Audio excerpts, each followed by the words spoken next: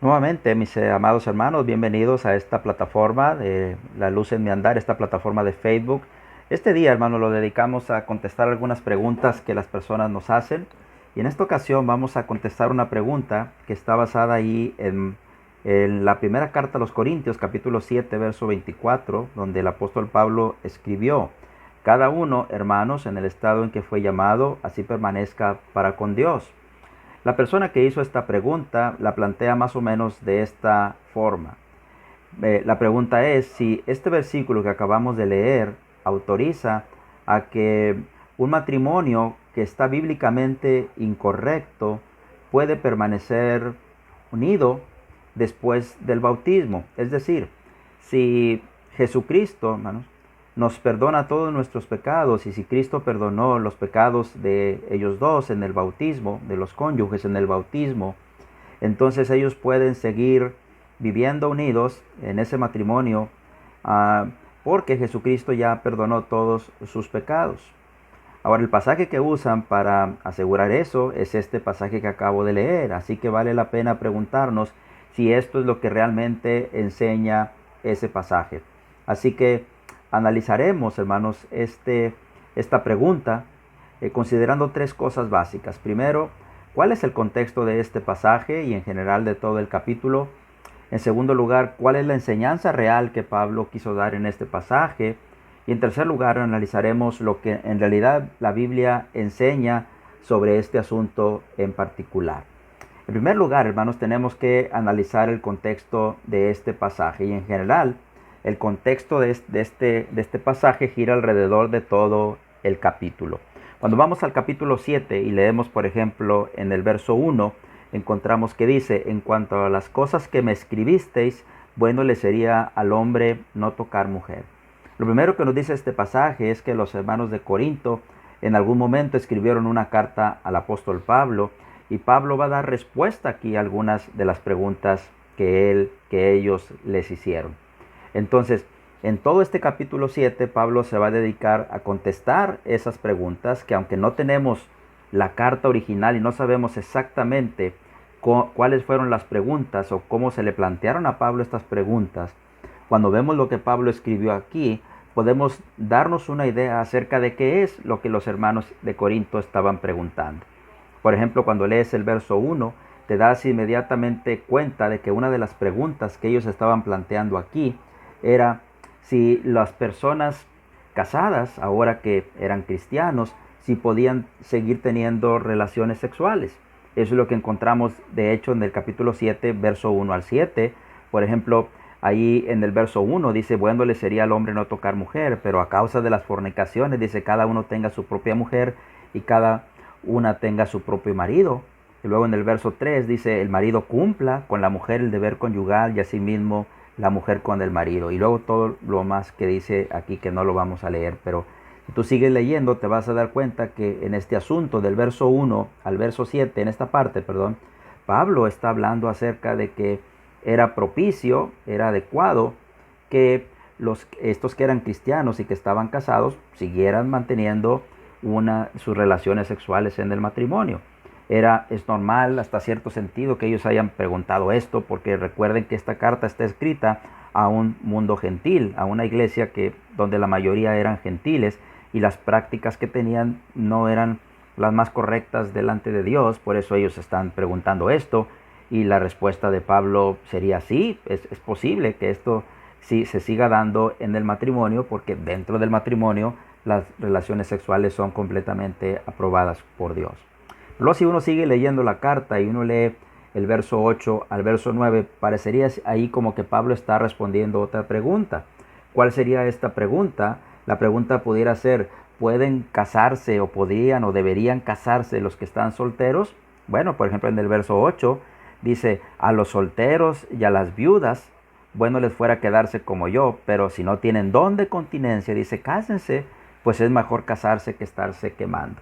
Parece ser que no vamos a explicar todo lo que dice ahí, pero notamos que Pablo dice que si son viudas o si están solteros, están en la posibilidad de casarse si no tienen el don de continencia, y si no pueden contenerse ante el deseo sexual, pues es mejor que se casen. Entonces, Puede ser que la pregunta haya girado alrededor de eso, si los solteros y las viudas podían casarse, y la respuesta de Pablo es sí.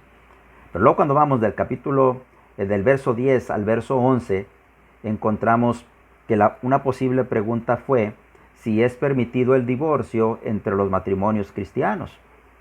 Es decir, cuando el matrimonio es cristiano, ¿es posible que se divorcien? Bueno, cuando leemos el verso 10 y el verso 11 dice, pero los que están unidos en matrimonio, mando, no yo, sino el Señor, que la mujer no se separe del marido.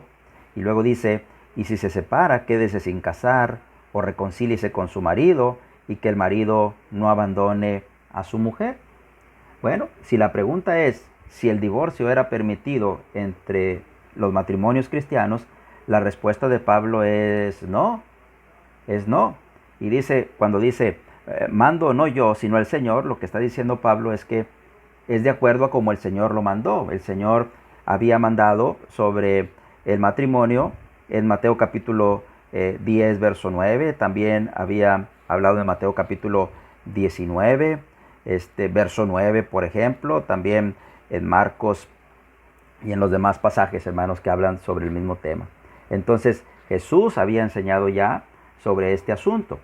Obviamente, aquí cuando decimos que si era permitido el divorcio entre los matrimonios cristianos, la respuesta de Pablo es no, pero tendremos que agregar que es excepto lo que dijo Jesús en Mateo capítulo 19, verso 9, que a no ser por causa de fornicación. Esa es la causa que nosotros le llamamos en ocasiones la causa bíblica.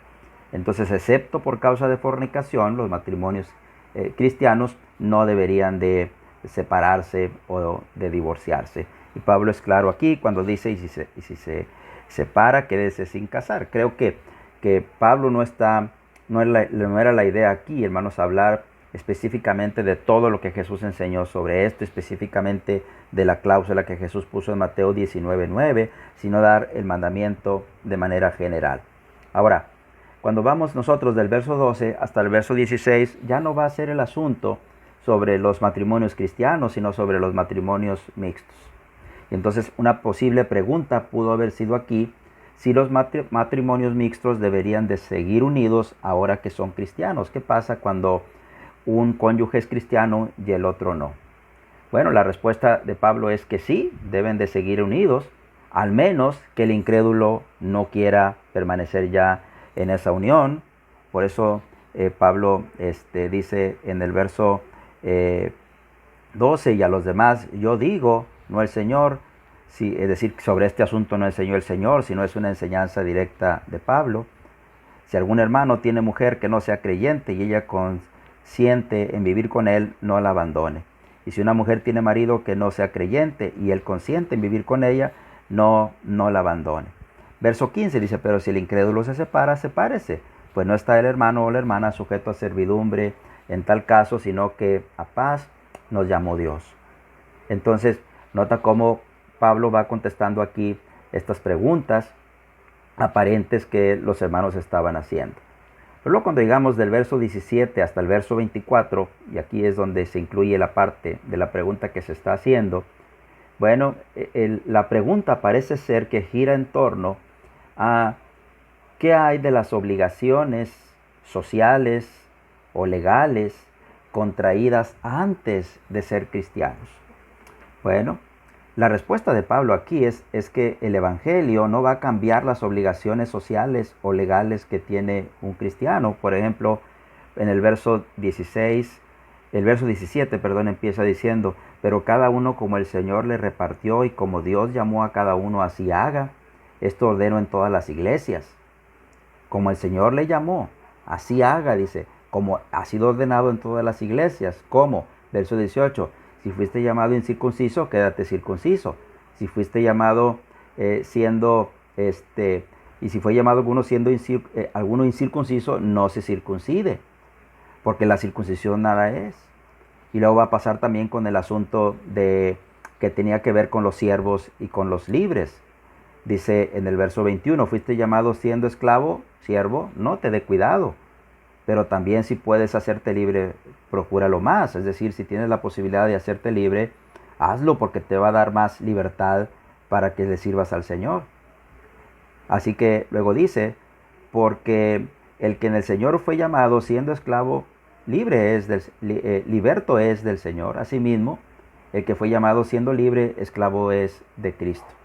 Así que la idea aquí es que socialmente hablando, si eras judío o si eras gentil, lo eras para tu Señor. Si eras esclavo, si eras libre, lo eras para el Señor Jesucristo. Así que tal vez la pregunta de ellos giraba en torno a que si ahora que eran cristianos, si eran esclavos, entonces iban a quedar libres de la sujeción a su amo. La respuesta pues es no. El Evangelio no cambia esa obligación social, legal que se tiene.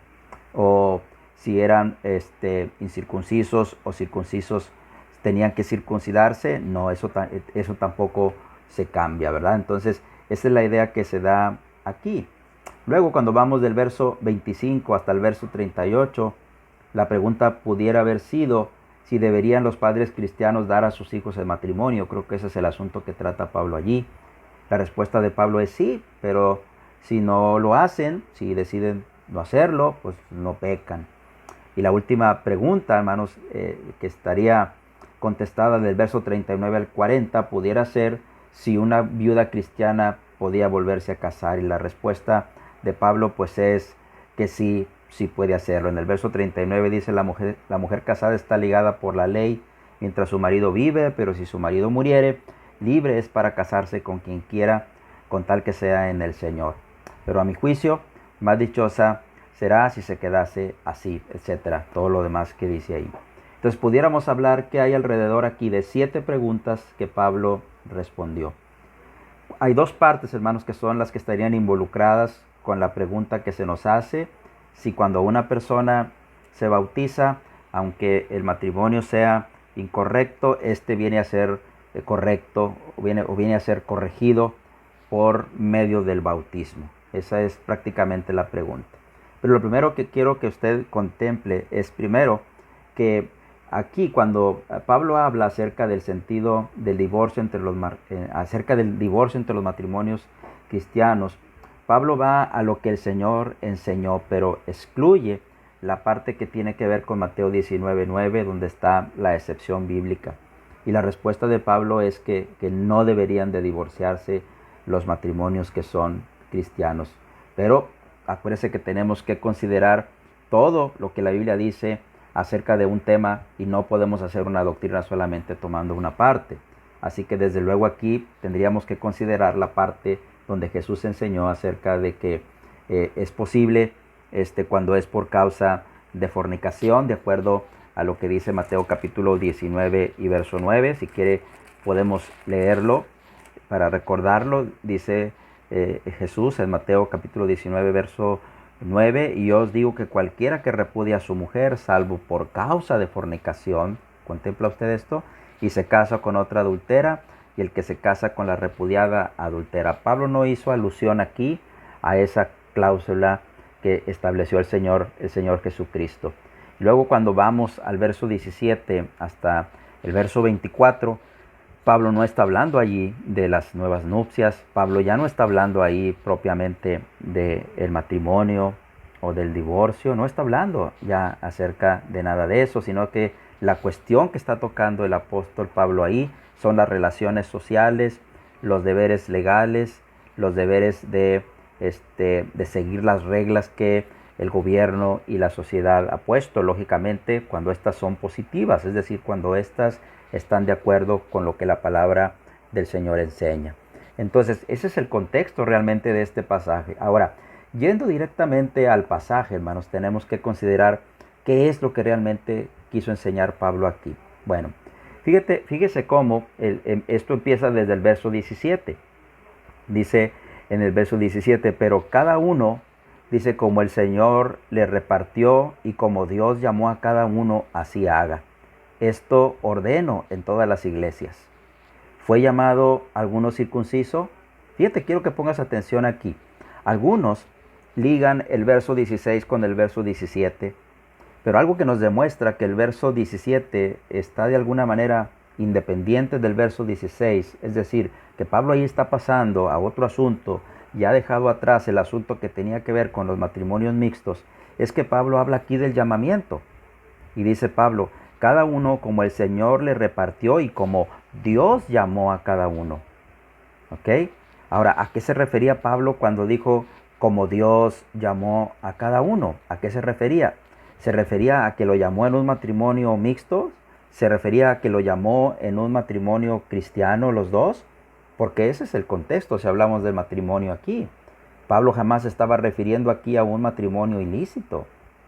¿Sí? Entonces, ¿a qué se refería con ese llamó aquí? Bueno, el resto de los versículos nos dan la respuesta. Nota lo que dice el verso 18. ¿Fue llamado alguno siendo circunciso? Es decir, que está hablando aquí de circuncisos. Y luego dice que de incircunciso. Verso 18. ¿Fue llamado alguno siendo incircunciso? Entonces, Pablo aquí, hermanos, no está incluyendo en ese estado en el que fue llamado nada de lo anterior. No de matrimonios cristianos, no de matrimonios mixtos, no de solteros, no de viudas. ¿Cómo sabemos esto?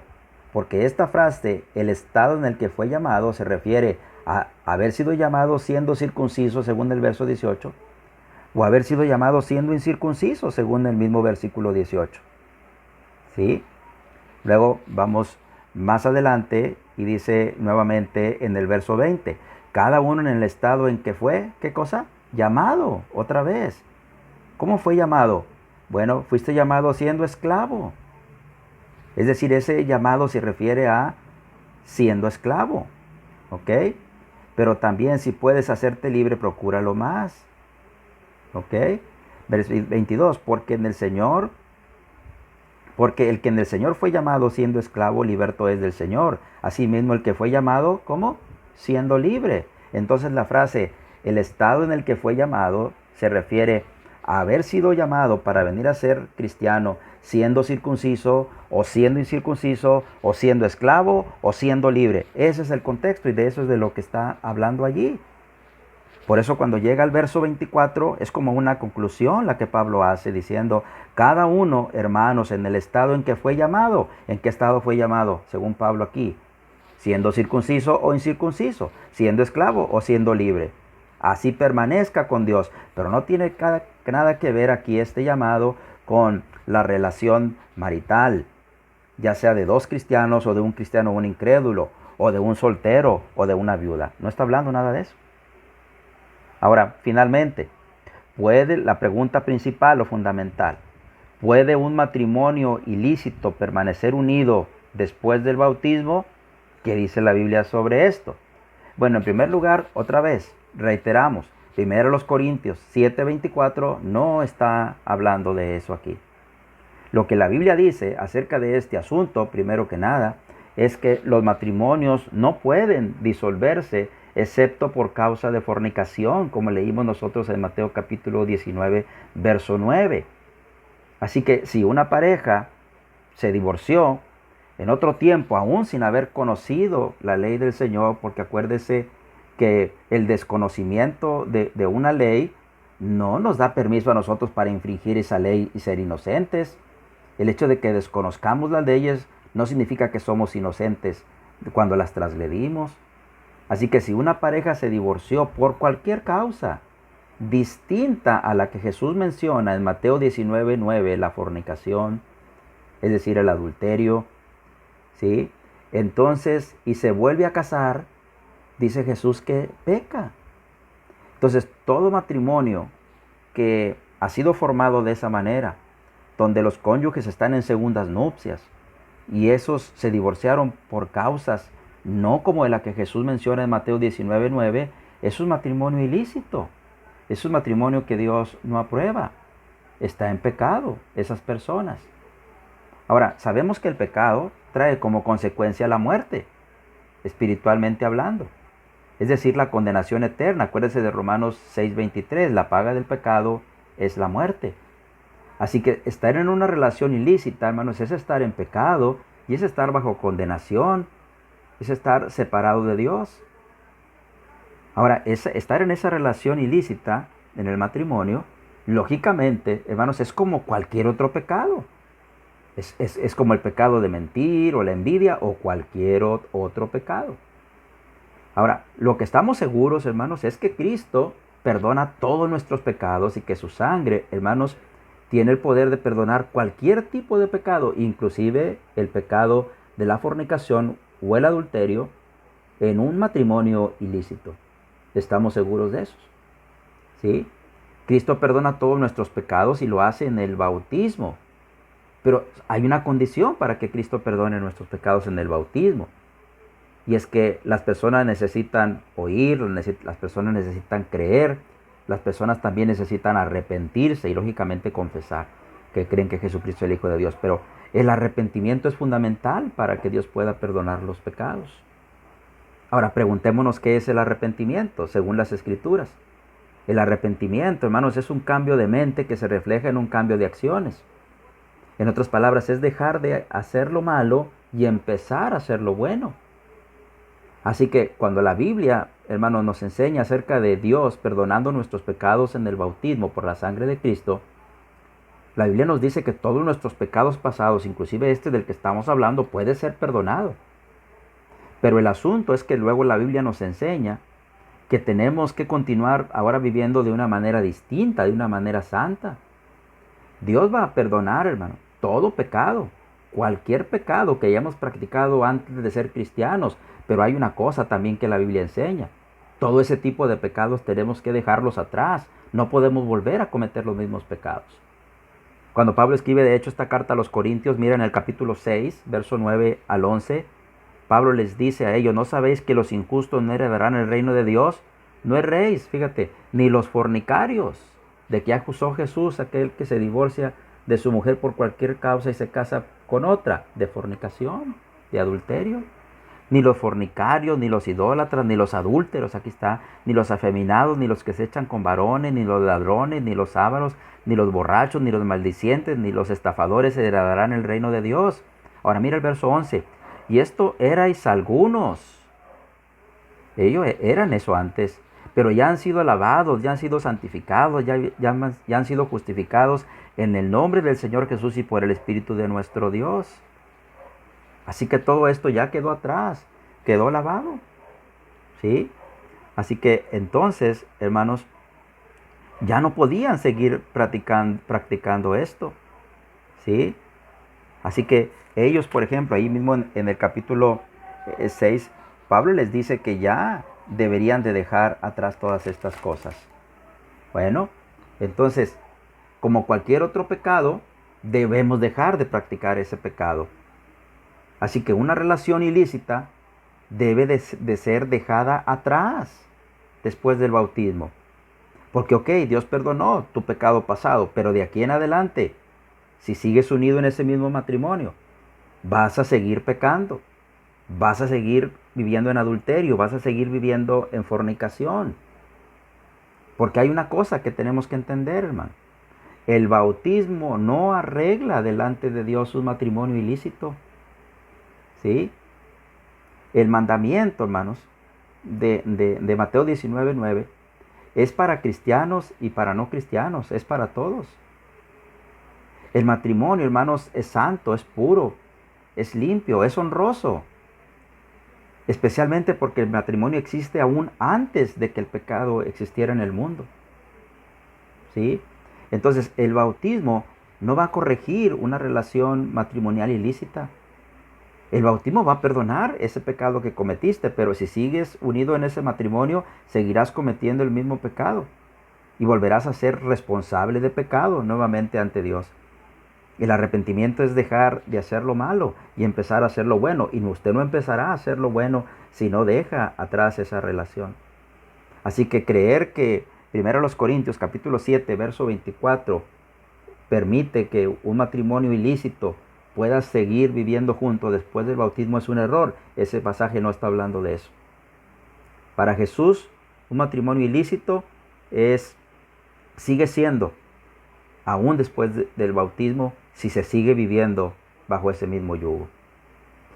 Muchas personas argumentan muchas cosas en favor de esta idea de que es posible mantenerse así.